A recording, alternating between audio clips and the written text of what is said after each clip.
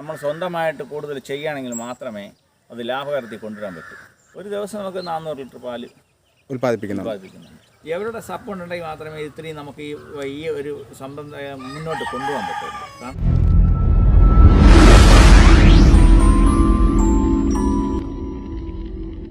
Hello friends, agro ഫുഡിൻ്റെ മറ്റൊരു പുതിയ എപ്പിസോഡിലേക്ക് ഏവർക്കും സ്വാഗതം. അപ്പോൾ ഇന്ന് നമ്മൾ എത്തി നിൽക്കുന്നത് തിരുവനന്തപുരം ജില്ലയിലെ മലയൻകീഴ് എന്ന സ്ഥലത്തുള്ള അനിൽ എന്ന കർഷകൻ്റെ കുഞ്ഞ് പശു ഫാമിലാണ്. ഇവിടെ പശുക്കളുണ്ട്, മത്സ്യകൃഷി ചെയ്യുന്നുണ്ട്. അതുപോലെ തന്നെ ഈ ഒരു പശു ഫാമിൽ നിന്ന് കിട്ടുന്ന ആദായം കൊണ്ടാണ് ഈ ഒരു കുടുംബം മുന്നോട്ട് പോകുന്നത്. തീർച്ചയായിട്ടും ഒരു പ്രചോദനമാണ് ഈ കർഷകൻ. അപ്പോൾ നമുക്കിനി നേരെ പോകാം വീഡിയോ കാഴ്ചകളിലേക്ക്.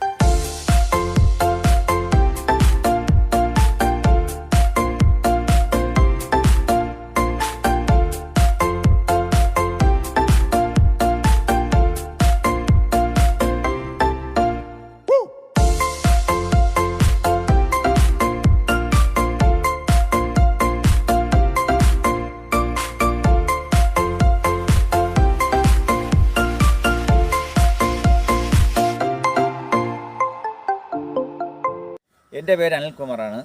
ഞാനിവിടെ മലയൻകീഴ് ഇരട്ടക്കലങ്ങ് എന്ന സ്ഥലത്ത് പശു വളർത്തലാണ് ഞാൻ ചെയ്യുന്നത്. നല്ല രീതിയിൽ ചെയ്തു പോകുന്നുണ്ട്. അപ്പോൾ ചേട്ടാ, ആദ്യത്തെ ചോദ്യമാണ്, പശു വളർത്തൽ ലാഭകരമാണോ അല്ലയോ? ലാഭകരം തന്നെയാണ്. പക്ഷേ അത് നമ്മൾ ചെയ്യുന്നത് വളരെ സൂക്ഷിച്ച് ചെയ്യാൻ മാത്രമാണ്. നമ്മൾ പശു വളർത്തുക എന്ന് പറയുമ്പോൾ നമ്മൾ വളരെ ശ്രദ്ധയോടെ നമ്മൾ സ്വന്തമായിട്ട് കൂടുതൽ ചെയ്യുകയാണെങ്കിൽ മാത്രമേ അത് ലാഭകരത്തിൽ കൊണ്ടുവരാൻ പറ്റൂ. നമുക്കിപ്പോൾ ജോലിക്കാരെ വെച്ച് നമ്മൾ ചെയ്യുന്നു പറഞ്ഞാൽ ജോലിക്കാർക്ക് അത്രയും അവർക്ക് അതിൻ്റെ ഉത്തരവാദിത്വം ഇല്ല. പക്ഷേ നമ്മൾ തന്നെയാണ് അതിന് ഉത്തരവാദിത്വം നമ്മൾ നോക്കുകയും അതിനെ പരിപാലിക്കുകയും നമ്മൾ കൃത്യമായ സമയത്തിന് ആഹാരം കൊടുക്കുകയും അത് കൃത്യസമയത്ത് കറക്കുകയും ചെയ്തു കഴിഞ്ഞാൽ ആ കറവ സമയത്തൊക്കെ നമ്മൾ വളരെയധികം ശ്രദ്ധിക്കുകയാണെങ്കിൽ നമുക്കിത് ലാഭകരമായിട്ട് കൊണ്ടുപോകാൻ പറ്റും. നിലവിൽ ഇപ്പോൾ ഈ ഫാമിൽ എത്ര പശുക്കളുണ്ട്? ഏതൊക്കെ ഇനങ്ങളാണുള്ളത്?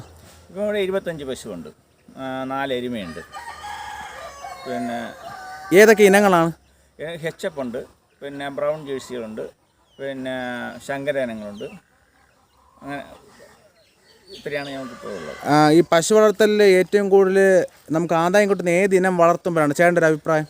ഹെച്ചപ്പ് തന്നെയാണ്. അതിൻ്റെ ഗുണങ്ങളൊന്ന് പറയാമോ? ഹെച്ചപ്പ് എന്ന് പറഞ്ഞാൽ 20-25 ലിറ്റർ പാല് ലഭിക്കുന്ന പശുക്കൾ കിട്ടും. പക്ഷേ അതിൻ്റെ റിസ്ക്കുകളുണ്ട്. കാരണം അത്രയും പരിപാലിച്ച് നോക്കിയാൽ മാത്രമേ നമുക്കത് അത്രയും ആ പാലളവ് കൊണ്ടുവരാൻ പറ്റൂ. പശുക്കളിൽ വരുന്ന അസുഖങ്ങൾ, പ്രധാനമായിട്ടും വരുന്ന അസുഖങ്ങളൊന്ന് പറയാമോ? പ്രധാനമായിട്ട് അസുഖങ്ങൾ വരുന്ന മടിനീരാണ്. ഇപ്പോൾ മടിനീരെന്ന് പറഞ്ഞാൽ നമ്മൾ ആരംഭത്തിൽ തന്നെ നമ്മൾ വീട്ടിൽ മരുന്ന്, ഇപ്പോൾ ഡോക്ടർ നിർദ്ദേശപ്രകാരം ഗുളിക മരുന്നൊക്കെ വാങ്ങി വെച്ചിരിക്കുകയാണെങ്കിൽ അതിൽ ഓയിൻമെൻറ്റുകളുണ്ട്.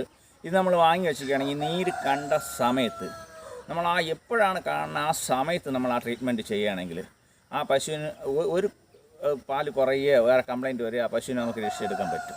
ഒരു ബുദ്ധിമുട്ടും വരില്ല. പക്ഷേ നമ്മളിത് ഒരു മിനിറ്റ്, ഒരു മണിക്കൂർ, ഒരു അരമണിക്കൂർ ലേറ്റായി പോയാൽ പിന്നെ അത് നമ്മൾ ചിലപ്പോൾ ആ കാമ്പ് തന്നെ നഷ്ടപ്പെട്ടെന്ന് വരും. പ്രധാനമായിട്ടും മടിനീര് തന്നെയാണോ ഉണ്ടാവുന്നത്? പ്രധാനമായിട്ടും മടിനീര് തന്നെയാണ്. പിന്നെ മറ്റ് അസുഖങ്ങളൊക്കെ നമ്മൾ ആഹാരം ഓവറായിട്ട് കൊടുക്കാതിരുന്നാൽ, ഒരു മിനിമം ആഹാരം, അതായത് ഒരു 10 കിലോയ്ക്കും 8 കിലോയ്ക്കും ഒക്കെ അകത്ത് നമ്മൾ മിനിമം ആഹാരം കൊടുത്ത് നിർത്തുകയാണെങ്കിൽ നമുക്ക് പറയത്തക്ക വലിയ അസുഖങ്ങളൊന്നും പെട്ടെന്ന് ഉണ്ടാകാറില്ല. ഫാമിൻ്റെ ഒരു ദിവസത്തെ പ്രവർത്തനം ഒന്ന് പറയാം. രാവിലെ വെളുപ്പങ്ങൾ ഒരു 3:30 മണിക്കൊക്കെ എണീറ്റ് ഞങ്ങൾ ആദ്യം അവർക്ക് തൊഴുത്തെല്ലാം ക്ലീൻ ആക്കിയിട്ട് അവർക്ക് ഭക്ഷണം കൊടുക്കും, ആഹാരം കൊടുത്തതിന് ശേഷമാണ് ഞങ്ങൾ കറവ തുടങ്ങുന്നത്. കറവ ഏതാണ്ട് 5 മണിക്ക് കറവ ആരംഭിക്കും. കറവ 5 മണിക്ക് ആരംഭിച്ച് ഏതാണ്ട് 8 മണിക്ക് കറവ തീരും. പിന്നെ ഇതിന് കൂടെ നിന്ന് സഹായിക്കുന്ന എൻ്റെ ഭാര്യ, എൻ്റെ 2 കൊച്ചുമക്കളാണ്. അവർ കൂടി ഹെൽപ്പ് ചെയ്യാറുണ്ട്. ഈ കറവ മെഷീനൊക്കെ അവർ തന്നെയാണ്. ഈ സ്കൂൾ ഇപ്പോൾ ഈ അവധി കാരണമായതുകൊണ്ട് അവർ കൂടി എന്നെ നല്ലവണ്ണം സഹായിക്കാറുണ്ട്. അവർ ഈ മെഷീൻ കൂടിയൊക്കെ അവരാണ് വയ്ക്കുന്നതും. കൂടെ വലിയ ഹെൽപ്പിംഗ് ആണ്. ഞങ്ങൾ ഒരുമിച്ച് ഒരു കുടുംബം ആണ് ശരിക്കും പറഞ്ഞാൽ ഇത് മുന്നോട്ട് കൊണ്ടുപോകുന്നത്. പാലെങ്ങനെയാണ് സെയിൽ ചെയ്യുന്നത്? പാല് ഞങ്ങൾ ഇവിടെ വീട്ടിൽ ഒരുപാട് പേര് വരാറുണ്ട്. ദൂരെ നിന്നൊക്കെ നമുക്കിവിടെ വന്ന് വാങ്ങാറുണ്ട്. പിന്നെ കടകളിൽ, ഹോട്ടലുകളിൽ നമ്മൾ സപ്ലൈ ചെയ്യാറുണ്ട്. പിന്നെ ബാക്കി വരുന്ന പാല് നമ്മൾ കാരോട് സൊസൈറ്റിയിലാണ് ഈ പാല് നമ്മൾ അയക്കുന്നത്.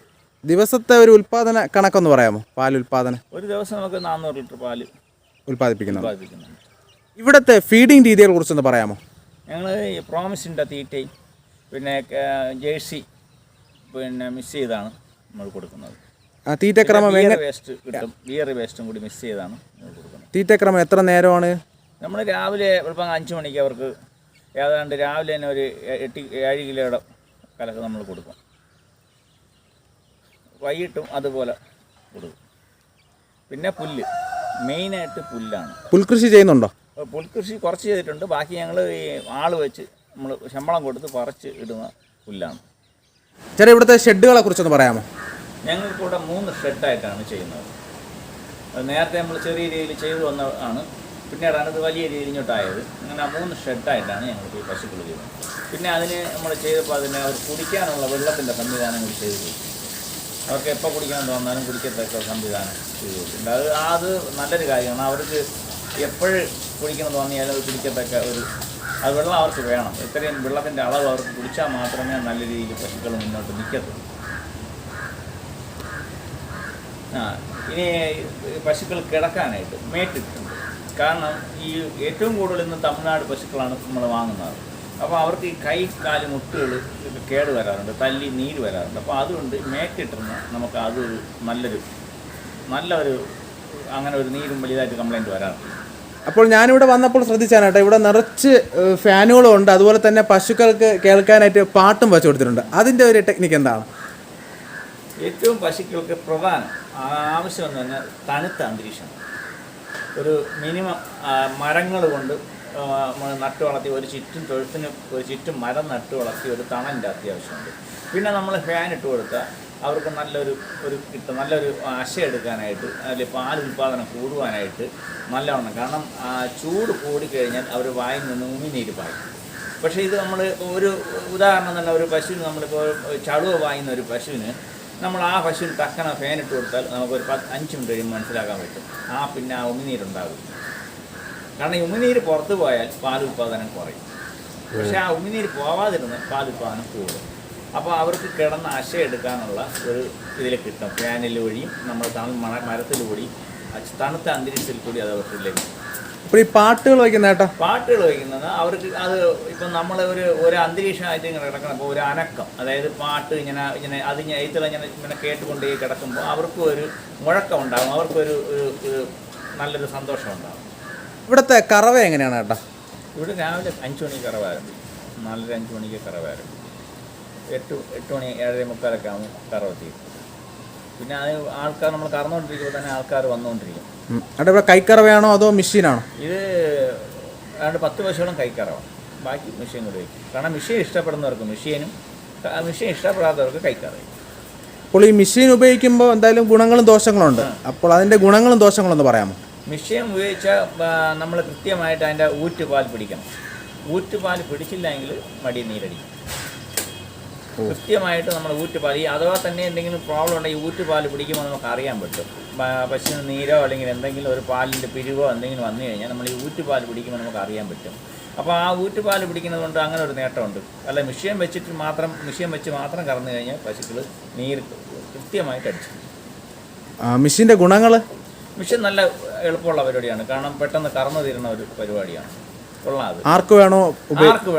ഇവിടെ ഞാൻ ഉപയോഗിക്കുന്ന എൻ്റെ കൊച്ചുമക്കളാണ് ഈ മെഷീനുകൾ വയ്ക്കുന്നത്. അപ്പോൾ ഈ നല്ല ശീലമുള്ള എല്ലാ പശുക്കൾക്കും വയ്ക്കുന്നത് എൻ്റെ കൊച്ചുമക്കളാണ്. അവരാണ് ഈ മെഷീൻ കാമ്പുകളിൽ ഘടിപ്പിക്കുകയും കറക്കുന്നത്. മെഷീൻ കറവയ്ക്ക് ഒരുപാട് മെയിൻ്റെനൻസ് ചിലവ് അങ്ങനെ എന്തെങ്കിലും ഉണ്ടാവും? ഇല്ല, ഒരിക്കൽ വാങ്ങുമ്പോഴുള്ള വലിയ ചിലവുകളേ ഉള്ളൂ. പിന്നെ ഒരു 6 മാസം ഒരിക്കൽ, 1 കൊല്ലത്തിലേക്കുള്ള വരുന്ന ചിലവുകൾ മാത്രമേ ഉള്ളൂ. ഫാമിൻ്റെ വേസ്റ്റ് മാനേജ്മെൻ്റ് ഒന്ന് പറയാമോ? ഇത് ഞങ്ങളിവിടെ ഉണക്കി കർഷകർക്ക് കൊടുക്കാറുണ്ട്. പിന്നെ വണ്ടിക്ക് വന്ന് ലോഡ് കണക്കിന് എടുത്തുകൊണ്ട് പോകാറുണ്ട്. പിന്നെ എനിക്ക് സ്വന്തമായിട്ട് ഇത് കൃഷി ഞാൻ ചെയ്തിട്ടുണ്ട്. കാരണം ഇത് കൂടുതൽ വേസ്റ്റായ നമുക്കിടാൻ സാഹചര്യം ആയതുകൊണ്ട് ഞങ്ങൾ സ്വന്തമായിട്ട് കൃഷിക്ക് വേണ്ടി എടുത്ത് മാറ്റാറുണ്ട്. എന്ത് തരം കൃഷിയാണ് ചെയ്യുന്നത്? ഞാൻ വാഴ കൃഷി, മരച്ചീനി കൃഷി, മലക്കറി കൃഷിയൊക്കെ ചെയ്യുന്നത്. സ്വന്തം സ്ഥലത്താണോ? സ്വന്തം സ്ഥലം കുറവാണ്, പാട്ടത്തിനാണ് ഏറ്റവും കൂടുതൽ എടുത്തത്. പിന്നെ നമ്മുടെ പുറത്തുനിന്നുള്ള സപ്പോർട്ട് എങ്ങനെയാണ്? അയൽവാസികൾ അല്ലെങ്കിൽ നമ്മുടെ പഞ്ചായത്ത്, മൃഗസംരക്ഷണ വകുപ്പ്, അവരിൽ നിന്ന് നല്ല ഫുൾ സപ്പോർട്ടാണ്. ഇവിടുത്തെ ഫാമിൻ്റെ കറണ്ട് എങ്ങനെയാണ്? കറണ്ട് എനിക്കിപ്പോൾ എടുത്തേക്കുന്നത്, ഞാൻ ഈ കറണ്ട് ഓഫീസിൽ ഇതിൻ്റെ അപേക്ഷകളുമായിട്ടൊക്കെ ചെന്നപ്പോൾ കൃഷി ഓഫീസിലൊക്കെ പോയപ്പോൾ അവർ പറഞ്ഞത് വയലായതുകൊണ്ട് ഇത് ഇപ്പം നിലമാണ് നമ്മളിത് കൃഷി ചെയ്യുന്നത്. കാരണം ഇത് കരയിൽ ചെയ്താൽ അയൽവാസി ബുദ്ധിമുട്ടാവും, കാരണം ഈ വെള്ളത്തിൻ്റെ വിഷയം. അപ്പോൾ അവർ പറഞ്ഞ് അത് കറണ്ട് തരാൻ പറ്റില്ല. അപ്പോൾ അങ്ങനെ വന്നപ്പോൾ ഈ പശുക്കളെ മെയിൻ്റെനൻസ് ചെയ്യാൻ വേണ്ടിയിട്ട് കടയ്ക്കുള്ള, അതായത് കൂടിയ കറണ്ടാണ് ഇപ്പോൾ ഞാൻ ഉപയോഗിക്കുന്നത്. അതൊരു പ്രതിസന്ധി തന്നെയാണ്. അതൊരു നല്ലൊരു ബില്ലാണ് അതിന് വരുന്നത്. അതിനെ എങ്ങനെയെങ്കിലും ഇനി ശരിയാക്കിയെടുക്കാൻ അത് അവർ പറഞ്ഞ നിലത്തിന് ഈ നിലം ഒന്ന് ഭൂമി ഉള്ളത് കൊണ്ട് തരാൻ പറ്റില്ല എന്നാണ് പറഞ്ഞത്. എന്നാലും തളരില്ല. ഇല്ല മുന്നോട്ട് തന്നെ. ഇത് പശുക്കൾക്ക് കുടിക്കാൻ വേണ്ടി ചെയ്തു കൊടുത്ത, അവരെ ഇഷ്ടത്തിന് ആവശ്യത്തിനായ വെള്ളം കുടിക്കാൻ വേണ്ടിയിട്ട് ചെയ്തു കൊടുത്ത ഒരു ടാങ്കാണ് അതിൽ പൈപ്പ് കണക്ട് ചെയ്തിട്ടുണ്ട്. അത് ഓട്ടോമാറ്റിക്കലായിട്ട് വെള്ളം വരും. ഇത് ഈ ടാങ്കിൽ കുടിക്കാനുള്ള ഓട്ടോമാറ്റിക് ചെയ്തേക്കുന്നതാണ്. പിന്നെ ഇതിൽ കൂടി വെള്ളം കറക്റ്റ് ആവശ്യമായ വെള്ളം അതിലങ്ങ് ചെന്നുകൊണ്ടിരിക്കും കുടിക്കാനായിട്ട്. പശു വളർത്തലല്ലാതെ നിലവിൽ ഇപ്പോൾ വേറെ എന്തെങ്കിലും സംരംഭങ്ങളുണ്ടോ? പിന്നെ ഈ കൃഷി ഉണ്ട്, ഏത്തവാഴ കൃഷിയുണ്ട്, കപ്പ കൃഷിയുണ്ട്, പിന്നെ മീൻ വളർത്തലുണ്ട്, പിന്നെ കുറച്ച് പട്ടിയുടെ ഇതുകൂടിയുണ്ട്. കാരണം അവരും കുറച്ച് ബ്രീഡ് ചെയ്ത് കുട്ടികളെ കൊടുക്കാറുണ്ട്. നിലവിലിപ്പോൾ ഏത് ബ്രീഡുണ്ട്? ഇപ്പം നമുക്ക് ഡാഷ് ഒക്കെയാണ് ഉള്ളത്. ഞാൻ ഈ മത്സ്യകൃഷി ഇപ്പോൾ തുടങ്ങിയിട്ട് 4 മാസത്തോളമായി. കുഞ്ഞിട്ട് ഒരു 5000 കുഞ്ഞാണ് ഇട്ടത്. പക്ഷേ ഇപ്പം ഈ 4 മാസത്തിനകത്ത് അവരുടെ വളർച്ച കണ്ടിട്ട് എനിക്ക് ചെയ്യാനായിട്ട് ഭയങ്കര താല്പര്യം തോന്നുകയാണ്. കാരണം ഇത് ഞാൻ ആദ്യമായിട്ട് തുടങ്ങിയതാണ്. പക്ഷേ ആ മീനിൻ്റെ വളർച്ച കണ്ടപ്പോൾ എനിക്ക് ഭയങ്കര ഉത്സാഹമാണ്. എൻ്റെ കുടുംബവും ഞങ്ങളായിട്ടൊക്കെയാണ് ഇത് ചെയ്യുന്നത്. കൊള്ളാം. അത് ഞങ്ങൾക്ക് വലിയൊരു മീനുകൾക്ക് ഫുഡ് ഇടുന്നത് തന്നെ ഒരു നല്ല രസമായിട്ടാണ് ഞങ്ങൾക്ക് തോന്നുന്നത്. നിലവിലിപ്പോൾ ഏതൊക്കെ മീൻ കുഞ്ഞുങ്ങളാണ് ഇവിടെ ഇട്ടിട്ടുള്ളത്? ഇപ്പോൾ ഞങ്ങൾ ഇട്ടേക്കുന്ന സിലോപ്പിയും നെട്ടറും പിന്നെ കാപ്പുമാണ് ഇട്ടേക്കുന്നത്. നാച്ചുറൽ പോണ്ടല്ലേ? നാച്ചുറൽ കുളമാണ്. ഒന്ന് ഇതിൻ്റെ അളവും കാര്യങ്ങളൊന്നും പറയാമോ? ഇതിപ്പോൾ 5 സെൻറ്റാണ്. 5 സെൻറ്റാണ്. 5 സെൻറ്റിലാണ് ഈ കുളം ചെയ്തിട്ടുള്ളത്. പഞ്ചായത്തിൽ നിന്ന് എന്തെങ്കിലും സബ്സിഡി കിട്ടിയിരുന്നോ? കുറച്ച് സബ്സിഡി 300 മീൻ കുഞ്ഞ് അവർ തന്നു. പിന്നെ സബ്സിഡി തരാമെന്ന് വിളിച്ചിട്ടുണ്ട്. അപ്പോൾ ഇനി അറിയാൻ പറ്റും. ഇത് ഞാൻ ഒരു കൊച്ചു കുളം പോലെ ചെയ്തിട്ട് ഇതിൽ കുഞ്ഞുങ്ങളാണ് ഇട്ടേക്കുന്നത്. ഇപ്പോൾ 5000 കുഞ്ഞുങ്ങൾ ഇതിനകത്ത് ഞാൻ ഇട്ടിട്ടുണ്ട്. അപ്പോൾ ഇത് ഒരു പൊടി കുഞ്ഞാണ് ആദ്യം ഇറക്കിയത്. ഇനി ഒരു മാസം 1.5 മാസം പഴക്കം സൈസ് ആയതിനു ശേഷം ഇതിനെ അപ്പുറത്തേക്ക് വലിയ കുളത്തിലേക്ക് മാറ്റാൻ വേണ്ടിയാണ്. ഇതിൻ്റെ അളവെന്ന് പറയാമോട്ടെ? ഇതിപ്പോൾ ഒരു 1/2 സെൻറ്റിനകത്തേ ഉള്ളൂ. ഇതും നാച്ചുറൽ പോണാണ്. അങ്ങനെ എക്സ്ചേഞ്ച് ചെയ്യാൻ വേണ്ടി മാത്രം ജസ്റ്റ് ചെയ്തേക്കുന്നതാണ്. ഇതിപ്പോൾ കാണാം, ഇത് നമ്മൾ അതിലിട്ട് കഴിഞ്ഞാൽ നീക്കോലിയും മറ്റ് കുഞ്ഞൊക്കെ മാമയും ഒക്കെ ഒരു കുഞ്ഞുങ്ങളെ പിടിക്കും. ഇത് നമ്മൾ വളരെ സൂക്ഷിച്ചിട്ടേക്കണം. ഇതിനകത്ത് തന്നെ ഇപ്പോൾ 4 നീക്കോളം വന്നതിന് ഞങ്ങൾ മാറ്റി. ഇപ്പോൾ 2 കുളവും ചെയ്തത് നിങ്ങളാണോ അതോ തൊഴിലുറപ്പ് പോലത്തെ അങ്ങനെ എന്തെങ്കിലും ആണോ? അത് തൊഴിലുറപ്പുകാർ ചെയ്തതാണ്. ഇത് ഞങ്ങൾ സ്വന്തമായിട്ട് ചെയ്തത്. സ്വന്തം. ഫാമിൽ എന്തെങ്കിലും നഷ്ടങ്ങൾ സംഭവിച്ചിട്ടുണ്ടോ ഇതുവരെയായിട്ട്? സംഭവിച്ചിട്ടുണ്ട്. ഒന്ന് പറയാമോ? തമിഴ്നാട്ടിൽ നിന്ന് നമ്മൾ പശുക്കൾ കൊണ്ടുവന്നു. ഈ ഒരാഴ്ചയിൽ 1 മാസമൊക്കെ നിൽക്കുമ്പോൾ എന്തെങ്കിലും പുറ്റുന്നൊരു അസുഖങ്ങളുണ്ടാകുക, അതായത് ബ്ലഡ് എടുക്കുന്ന അസുഖങ്ങളുണ്ടാകുക. അത് പെട്ടെന്ന് നമ്മളറിയാതെ ചിലപ്പോൾ അത് അങ്ങനെ എനിക്ക് 2-3 പശു ചത്തിട്ടുണ്ട്. അങ്ങനെ എനിക്ക് പെട്ടെന്ന് നഷ്ടങ്ങൾ വന്നിട്ടുണ്ട്. പിന്നെ അല്ലാതെ നമുക്ക് ഈ നമ്മൾ പരിപാലിക്ക് നമ്മൾ കൃത്യമായിട്ട് നോക്കുകയാണെങ്കിൽ വലിയ വിഷയമൊന്നും പറയാനില്ല. നമ്മളിവിടെ സെറ്റായി കഴിഞ്ഞാൽ നമുക്ക് ഒരുവിധം മുന്നോട്ട് കൊണ്ടുപോകാൻ പറ്റും. പിന്നെ ഈ കൈമുട്ട് നീര്, കാൽമുട്ട് നീര്, ഇതൊക്കെ വളരെ അഴിച്ച് പുറത്തൊക്കെ കെട്ടാനുള്ള സാഹചര്യമൊക്കെ ഉണ്ടെങ്കിൽ നമുക്കത് മെയിൻറ്റെയിൻ ചെയ്തെടുക്കാൻ പറ്റും. ഇതാണ് എൻ്റെ ഫാമിലി. ഈ ഞങ്ങളുടെ പശു വളത്തിലായാലും മീൻ വളത്തിലായാലും ഞങ്ങൾ ഈ ആട് വളത്തിലായാലും കോഴി വളത്തിലായാലും എല്ലാം ഞങ്ങൾ ഒരുമിച്ച് ചെയ്യുന്ന ഞങ്ങളുടെ കുടുംബ ഒത്തൊരുമയായിട്ട് ചെയ്യുന്നതാണ് ഞങ്ങളുടെ കുടുംബം. ഒരു ഫാമിലിയുടെ സപ്പോർട്ട് എടുത്ത് പറയേണ്ട തന്നെയാണ്.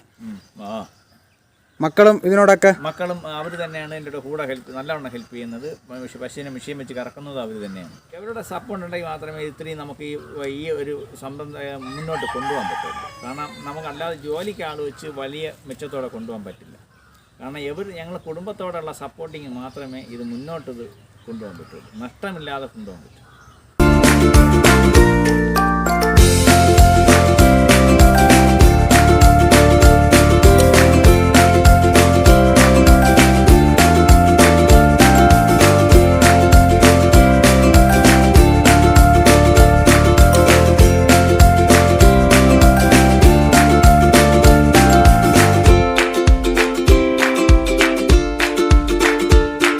അപ്പോൾ ഈ കുഞ്ഞു വീഡിയോ നിങ്ങൾക്ക് ഇഷ്ടമായെങ്കിൽ തീർച്ചയായും ലൈക്ക് ചെയ്യുക. നിങ്ങളുടെ വിലയേറിയ അഭിപ്രായങ്ങൾ കമൻറ്റുകളെ രേഖപ്പെടുത്തുക.